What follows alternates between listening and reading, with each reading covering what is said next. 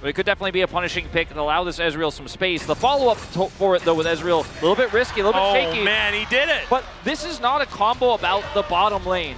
This is Maokai, Blitzcrank, a combo that Canyon and Lehens already specialized, already introduced to the LCK, popularized a little bit.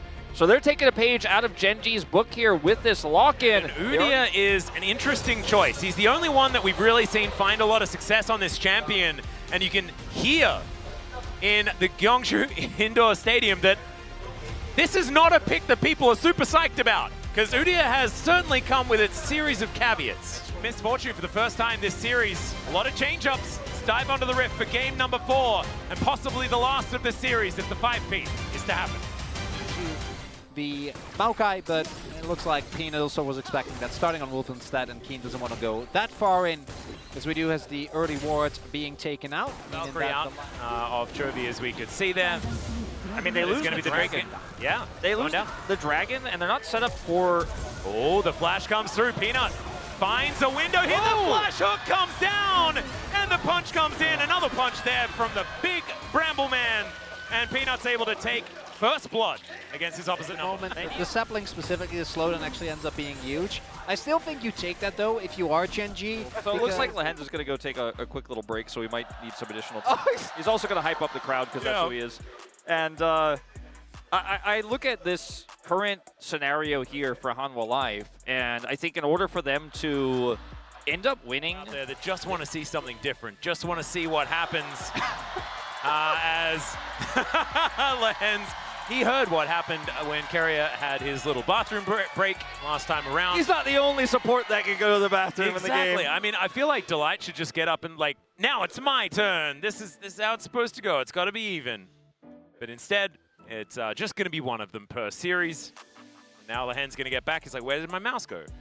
That could be a peripheral issue. This next one here, to drop it down to 3, and Canyon's here. I'm not sure if he was spotted on that ward there. I don't see any pings just yet. Now obviously they know. Yeah, not a lot of minions, but I don't think it really matters as Stranglethorns goes down. Canyon was just wanting to make the most of it, but they don't find the autos. The beauty of the Jax, ladies and gentlemen, is now Keen. He picks up Taradagger. I don't know about this one. Good flash to make sure that Doran gets himself out of the way, but he's not out of the woods just yet. Few of these autos coming in, there is no mana, but now the nature is grasping! And Keen gets pushed back. Canyon, he picks up the Torrent aggro, and Peanut is the one to pick up the kill! And now Zeka comes in, Keen's now in trouble, the flash forward just to make sure that he's able to get it, and there's the buster shot! Explosion combo for another kill for Hanwha. And Keen, who is in a matchup for but they don't have 6 scrubs this time. They only have 3, but even still, the lane assignment here where they just put Doran in mid, he's just going to soak the pressure from Chovy, and now Zeka's actually getting plate gold here, and a significant amount of it too. So what was looking like a pretty muted performance here from this Tristana the second time around turns into, out of one failed play from Genji, tons of plate gold for Zeka, a kill for the Tristana. Extra little bit of money. The problem is that it's not a tempo advantage with the fact that, you know, you're just taking a turret on both sides. Not really going to do too much, especially with even grubs.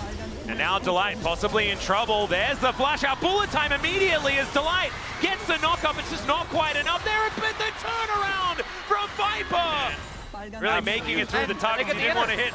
And yes, Chovy will get this inner here bottom side, but this is a huge win here for Hanwha Life and a lot of map control. The mid tower ends up being more than enough damage.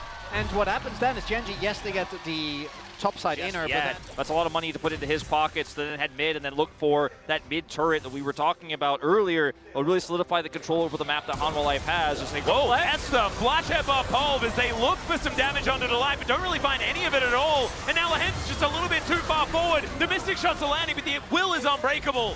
So Lehens is going to be able to keep himself alive. It's a big cooldown that they've used, though. A lot there. Canyon and pays their ultimates. A lot going into Delight, who really isn't that impressive. Chovy. Oh, okay. Zeka looks for the angle, and he finds the solo under the top outer turret. The Zeka outplay in game 4. Can see him grasping roots now on cooldown, but you can see Genji now just going to back away. I think they know that they're going to have to give this dragon up. No soul point for them at this point in time.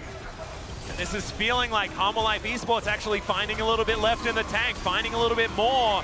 And they haven't relinquished control of the tempo in this game. The hook is going to go wide.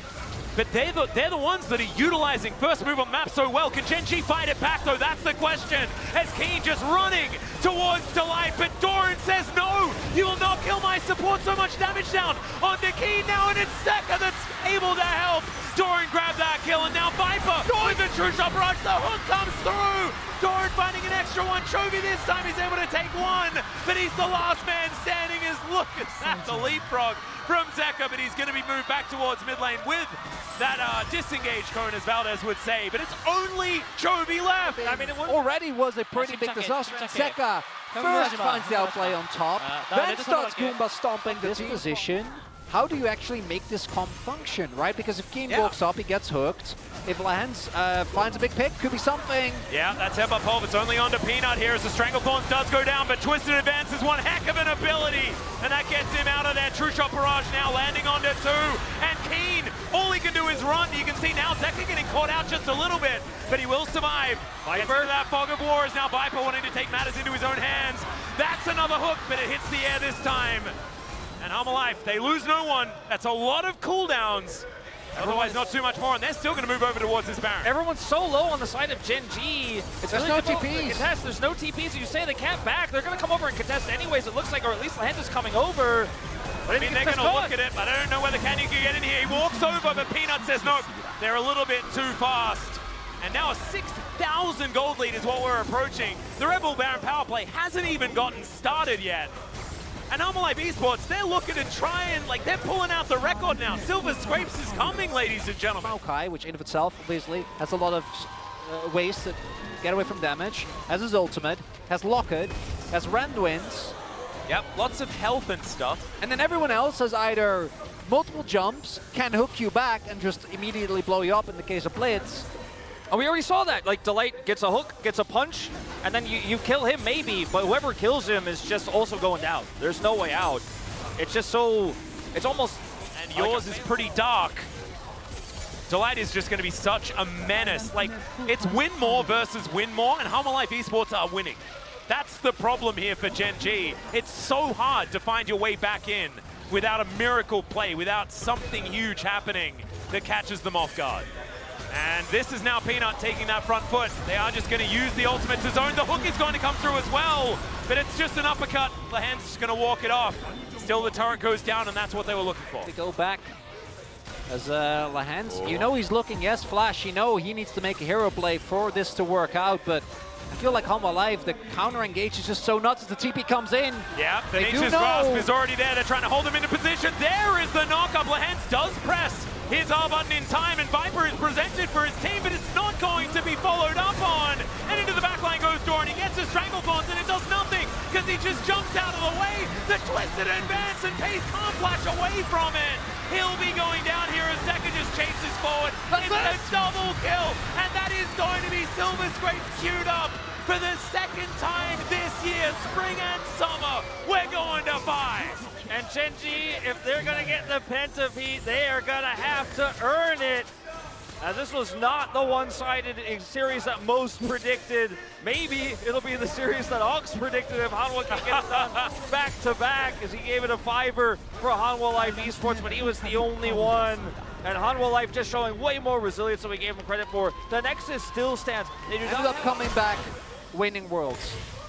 2022, DRX, down 1 and 2.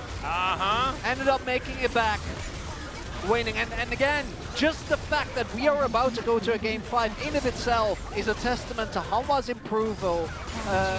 They've been able to clutch it out in these Game 5s, but the fact that we're getting there in the first place is insane. Oh, Gen G, they might have found an angle. The arcade shift was perfectly timed. It's Delight. He's even able to walk back and punch them. The Mystic Shot's not quite landing just yet, but the Nature's Grasp comes in, and now they're stationary. Viper finding the Q, and he's wiping them out. Gen G, it was a Hail Mary, but unfortunately, it's a Hail Game 5, as Home Life Esports will now take down the inhibitor and take down these Nexus turrets. We're going the distance. 2 seasons in a row here in the LCK, and we'd have it no other way. And you can see a big grin on Zeka's face as it happens. Peanut puts his hand on his back, gives him a little bit of reassurance that maybe Hanwha Life can dethrone Gen G. Momentum. And ever since that dive, from that point on, there was none to be found. We see a little bit like the early lead that was built by Keen, but that alone was never going to be enough. The moment you start falling behind, it was always going to be hard for Genji. And as it turns out, Hanwha Life are going to bring us to another Game 5. I never thought we'd see it today. No. I never thought it was going to happen. But one man did, or at least a few people.